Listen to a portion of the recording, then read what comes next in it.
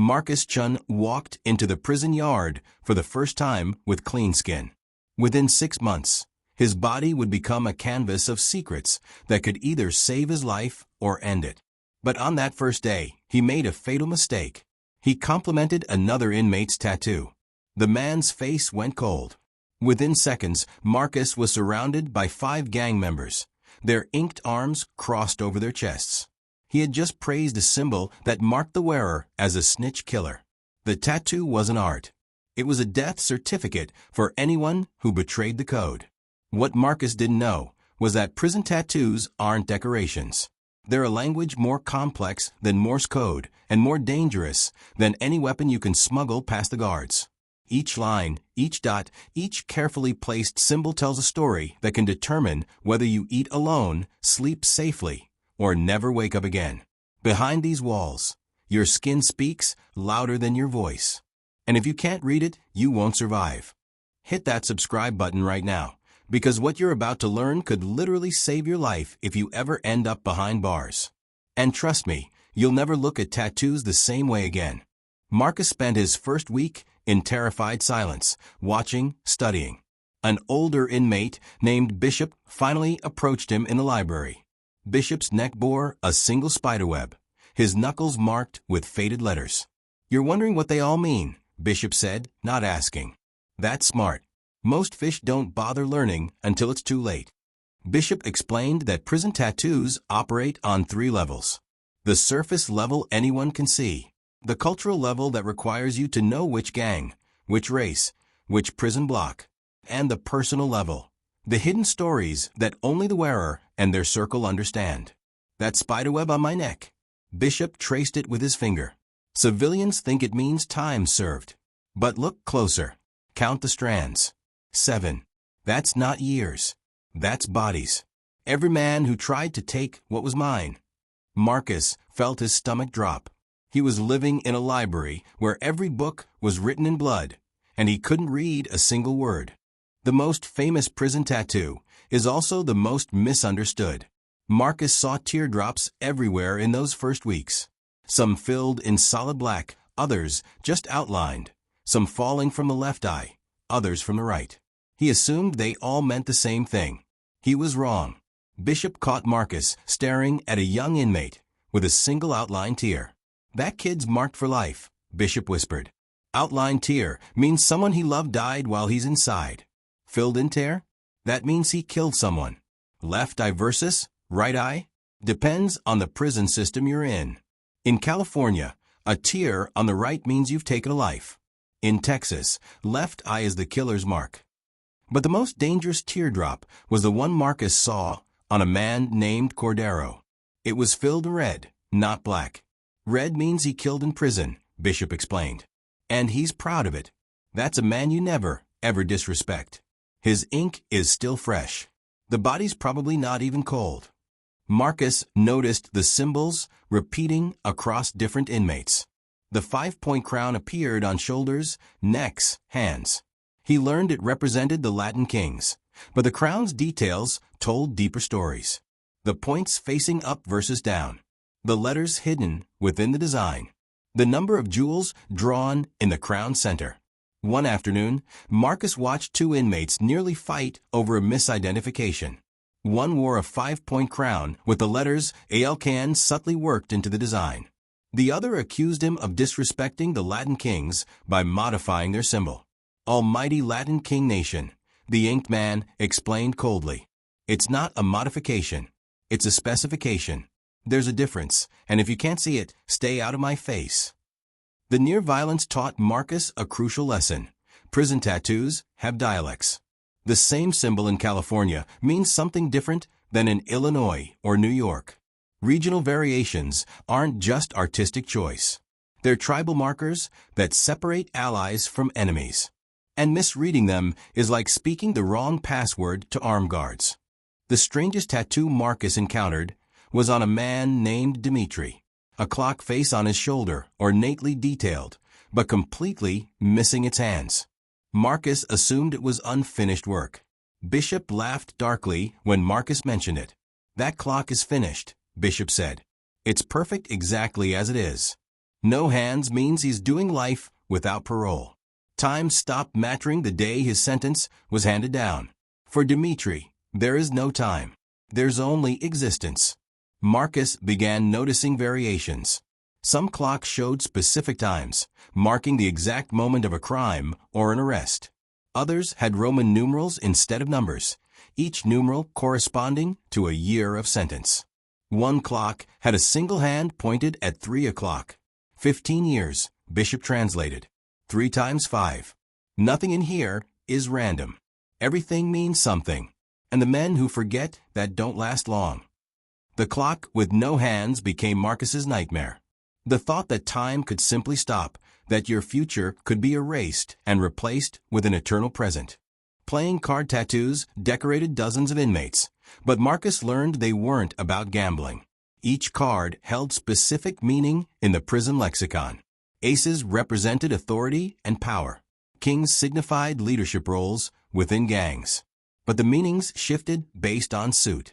The Ace of Spades was the most coveted. It marked you as someone who had killed without being caught, a ghost in the system. The King of Hearts appeared on inmates who considered themselves lovers, not fighters, but who would kill to protect their chosen family. The Queen of Spades carried sexual connotations that made Marcus uncomfortable to discuss. But the most dangerous card was the dead man's hand, aces and eights. An inmate named Rodriguez wore it across his back. The card spread like they'd just been dealt.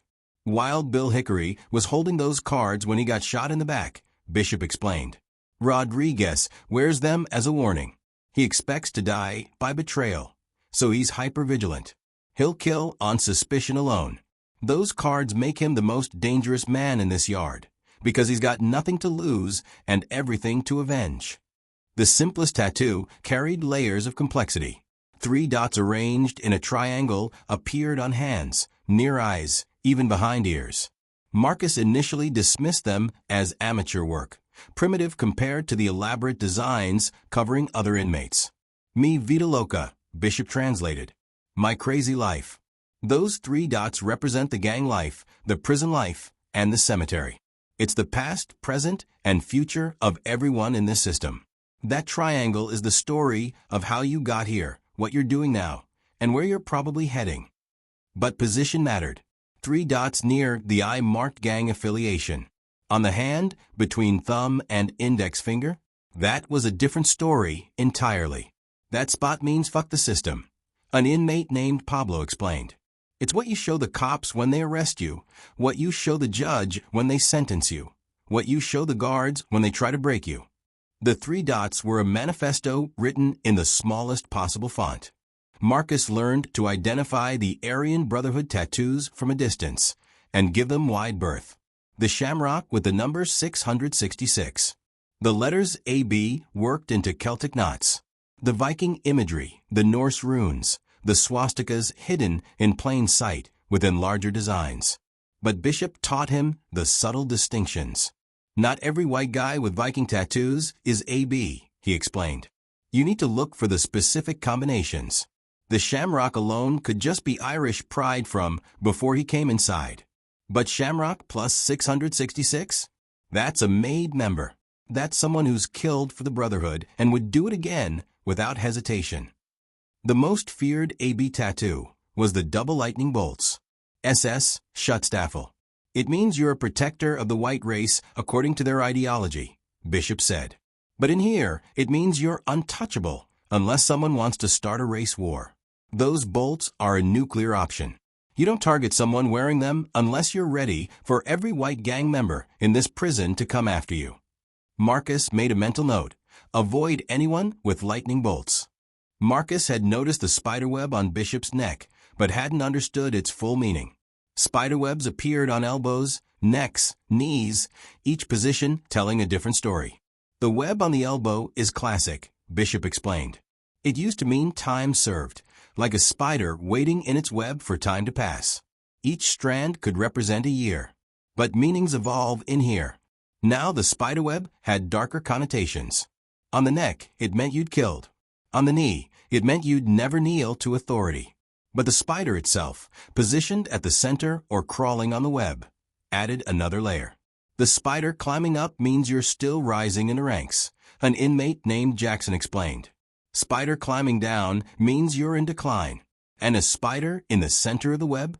That means you're exactly where you want to be. You're the predator, and this whole cell block is your hunting ground. Marcus started seeing spiders everywhere. The prison was full of predators. The most dangerous tattoo war in California prisons wasn't about gangs. It was about geography. Marcus learned that the number 14 represented Norteños, Northern California Hispanic gangs. The number 13 marked Sureños, Southern California Hispanic gangs. The division fell along Highway 99, and it was absolute. You can't have both numbers, Bishop warned. You can't stay neutral. If you're Hispanic in California prisons, you choose a side or you die. And once you choose, you wear the number. 14th letter of the alphabet is N. 13th is M, Norte or Muerte, north or death. Marcus watched two inmates pass each other in the yard. One had a subtle 14 worked into a larger design on his calf. The other had 13 tattooed on his knuckles. They didn't make eye contact. They didn't acknowledge each other's existence. If they did talk, Bishop explained, both would be marked for death by their own people. That's how serious this is. Geography is destiny in here. Where you're from on the outside determines who you stand with on the inside. And your ink makes it permanent. If you're finding this fascinating and terrifying, smash that like button and drop a comment telling me which prison tattoo surprised you the most. We're going even deeper into the darkness now. Marcus encountered his first truly confusing tattoo on an inmate named Torres. A small Ewok from Star Wars tattooed on his shoulder blade. It seemed absurdly out of place among the threatening symbols and gang markers. Torres caught Marcus staring and smiled coldly. You think it's funny? Cute. Torres asked. Marcus stammered a response, but Torres cut him off. Ewok stands for experience without knowledge. It marks someone who came into the system young, had to learn everything the hard way, survived things they weren't prepared for. It's a mark of respect for people who made it through hell without a guide. Bishop later gave Marcus the darker truth. Ewok also means eating white on knees, he whispered. It's a mark of shame, tattooed on someone who was forced into sexual slavery. Torres tells people the first story. But the real meaning? Everyone in here knows. That Ewok is both his armor and his scarlet letter. He reclaimed it, but he can't erase what it originally meant. Marcus had been confusing cobwebs with spiderwebs for weeks, until an inmate named Rashid corrected him violently. That's not a goddamn spiderweb, Rashid snapped, pointing to his elbow. It's a cobweb. There's a difference, and you better learn it fast. Bishop explained the distinction. Spiderwebs are active, symmetrical, clean. They mean the wearer is a predator, hunting, active in the game. Cobwebs are abandoned, dusty, forgotten. They mean time forgotten by society, time rotting in a cell, time where you're so inactive that cobwebs form on you like your furniture. The cobweb on Rashid's elbow had 23 rings. 23 years. Each circle is a year I've been forgotten, Rashid said quietly. My family stopped writing after 5. The world moved on. I'm covered in dust, just waiting here like broken furniture in an abandoned house. The cobweb wasn't a threat. It was a tragedy tattooed in ink, a visual representation of being erased while still alive.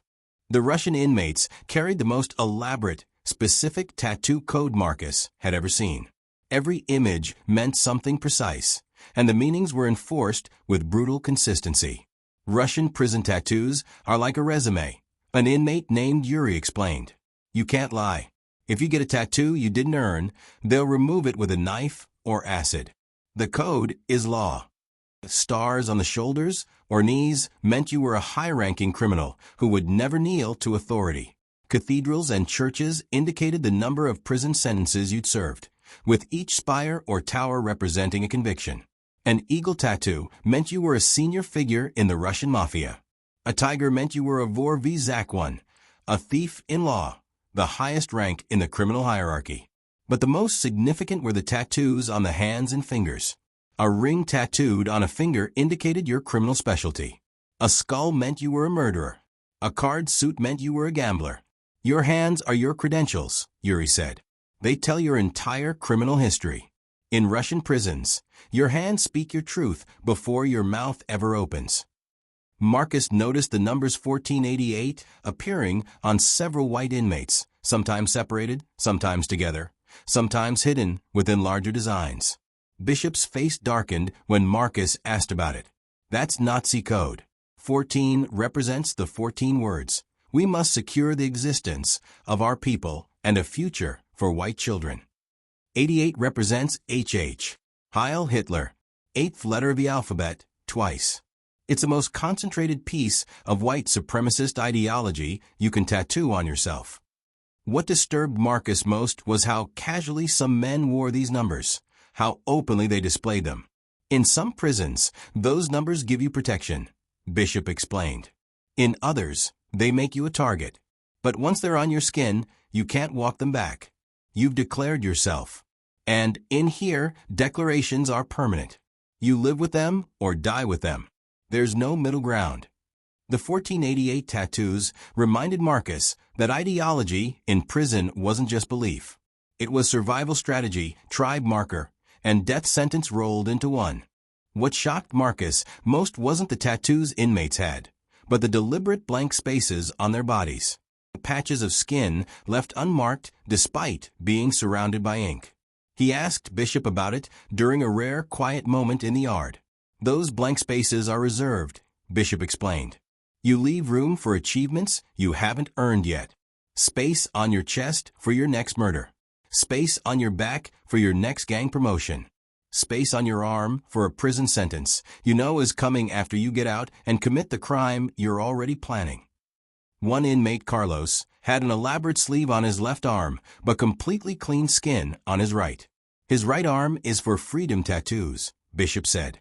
Things he'll get when he's released. His daughter's face, his mother's name, dates that matter. The right arm represents hope. The left arm is his resume of darkness. He keeps them separated. That blank space on his right arm is the only thing keeping him sane. It's his future, still unwritten. Marcus learned about tattoos that weren't chosen but forced. Punishment tattoos applied by other inmates as marks of shame. The most common was SOS on the forehead, meaning subblood of Satan, or more commonly, snitch. But there were others. A swastika tattooed on someone who wasn't Aryan Brotherhood, marking them as a race traitor. A penis tattooed on someone's cheek to mark them as a sexual victim.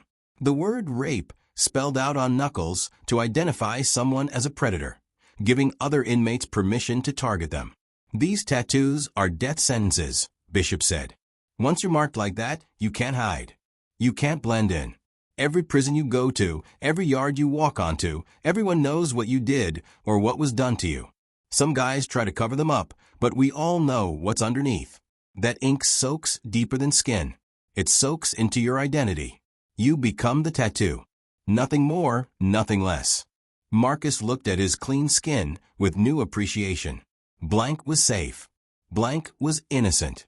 Portrait tattoos of women appeared frequently, but their meanings varied dramatically.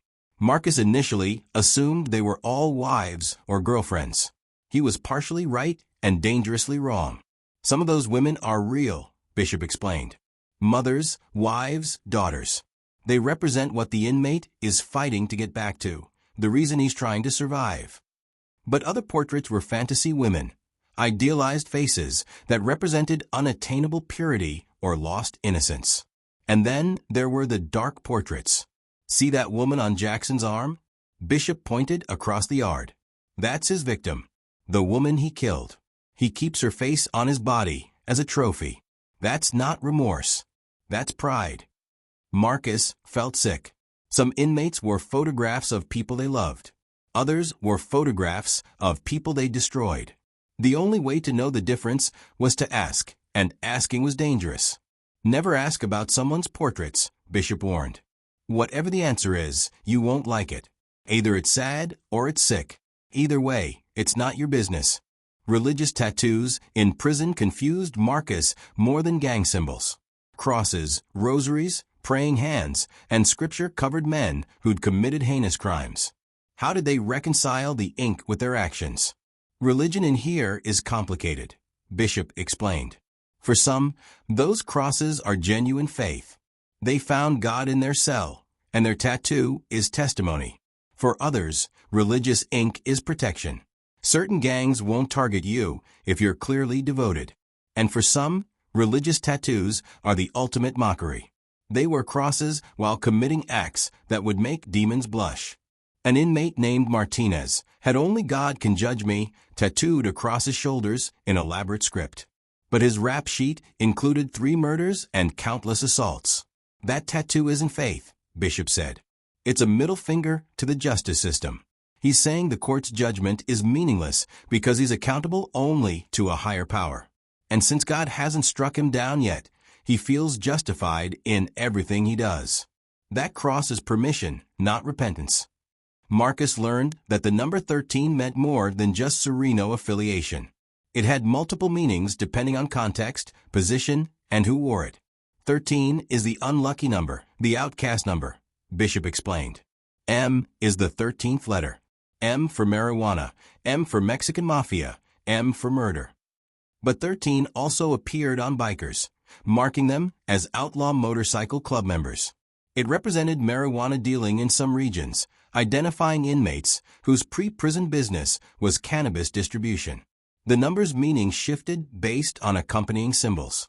If you see 13 with a marijuana leaf, it's about drugs, Bishop said. If you see 13 with Mexican imagery, it's Sureño. If you see it alone on a white guy's knuckles, it's usually motorcycle club related. Context is everything. The same number tells different stories on different skin. Marcus realized he was learning a language more complex than Spanish or Mandarin. This was dialect within dialect, meaning within meaning, all etched permanently into human flesh. Marcus noticed 3 dots arranged vertically between some inmates' eyebrows. Not the triangular 3 dots he'd learned about earlier, but a vertical line of dots. The placement seemed deliberately provocative, impossible to hide. "Those dots mean I fear no man," Bishop explained. "Having them between your eyes is a statement. You're putting your toughness right in everyone's face. You're saying you'll stare down anyone, anytime, anywhere. It's confrontational by design." But one inmate, Rico, had 4 dots arranged vertically. "That 4th dot changes everything," Bishop whispered. 3 dots mean I fear no man. 4 dots mean I fear no man but God. That extra that is either genuine faith or the ultimate arrogance, depending on who wears it. Marcus watched Rico move through the yard. Other inmates gave him space, not from fear, but from respect. Those 4 dots communicated something profound, dangerous but principled, violent but bound by a code. The ink between Rico's eyes was both warning and promise. The most disturbing tattoos Marcus encountered were those specifically designed to degrade and dehumanize. Tattoos forcibly applied to sex offenders, informants, and those who'd violated prison code. These weren't just marks. They were scarlet letters designed to ensure suffering. "If you see someone with snitch across their forehead, they're done," Bishop said. "They can't cover that. Every prison they transfer to, every yard they walk onto, they're already identified. Some guys try to get facial reconstruction surgery after release, but most can't afford it. That tattoo becomes their entire identity." Worse were the coded degradation tattoos. A teardrop that was actually a sperm cell, marking someone as a sexual predator. Playing cards arranged to spell out como, child molester. Seemingly innocuous symbols that, to those who knew the code, revealed horrifying truths. The cruelest part, Bishop explained, is that some of these tattoos look almost normal to outsiders. The victim walks out of prison, goes to a job interview, and nobody knows. But any former inmate who sees them knows immediately. They're marked for life in ways that are invisible to regular society, but blazingly obvious to us. 6 months into his sentence, Marcus encountered an inmate named Deshawn, who had a nautical star on his elbow. Marcus had learned that nautical stars meant you'd served in the Navy. But Deshawn had never been military. "Meanings change," Deshawn explained. "That nautical star used to be Navy. Now it can mean you've navigated through rough waters, survived storms, stayed on course despite everything trying to sink you. Bishop confirmed that prison tattoo meanings evolved rapidly. What signified one thing in the 1990s meant something different now. The 5-point crown used to be exclusively Latin kings, Bishop said. Now I've seen bloods wearing modified versions. The teardrop used to always mean murder. Now kids get them as fashion statements on the outside, which is insane, but it dilutes the meaning. Marcus realized he wasn't just learning a language. He was learning a living language that mutated and adapted. What was true today might be obsolete tomorrow. The only constant was that the ink was permanent, even when its meaning wasn't. Marcus had been inside 8 months when gang members approached him about getting tattooed. "You need to declare," a shot caller named Tomas told him. "Clean skin makes you vulnerable. You're nobody. You need to become somebody." The pressure intensified daily. Other Asian inmates told Marcus he needed to mark himself with their gang symbols. Protection came with ink. Safety had a tattoo requirement. But Bishop pulled him aside with different advice. "Once you get tattooed, you can't go back," Bishop warned. "That ink follows you when you get out. Job interviews, relationships, your future kids seeing those symbols on your body. Is temporary safety, in here, worth permanent marking out there?" Marcus stood in his cell that night, studying his clean arms. He thought about Carlos's blank right arm, reserved for hope. He thought about all the inmates whose ink had become prison regardless of where they physically were. He thought about the clock with no hands, time stopped forever. The next day, Marcus told Tomas he'd stay clean. "Then you're on your own," Tomas said. Marcus nodded. Being vulnerable and anonymous suddenly seemed safer than being marked and identified.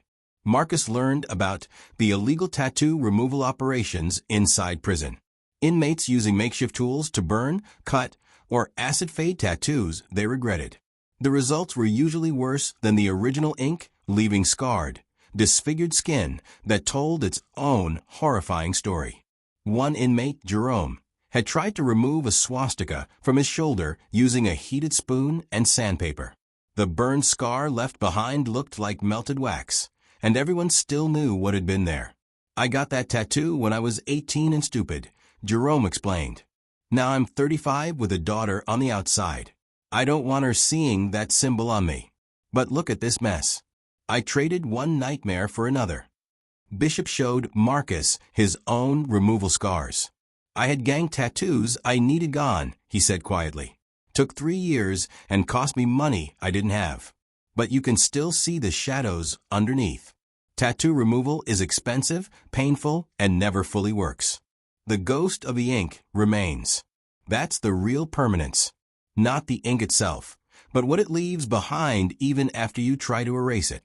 On Marcus's last day before transfer to minimum security, Bishop gave him final wisdom about the secret language of prison tattoos. They sat in the yard, watching ink walk past them in endless variations. "Everything you learned here is both true and incomplete," Bishop said. "The meanings change by region, by year, by who's telling you. But the lesson stays the same." "What lesson?" Marcus asked. "That ink is identity," Bishop replied. "In here and out there, the markings we carry define us. Some of us chose our marks. Some had them forced on us. But all of us live with them forever. The luckiest men in this prison are the ones like you, who leave with clean skin. You get to write your story without being edited by ink." Marcus looked at Bishop's covered arms one last time. "What would you do different?" he asked. Bishop smiled sadly. "I'd stay blank. I'd stay nobody. Because in here, being somebody means you're somebody terrible. The best thing you can be in prison is invisible.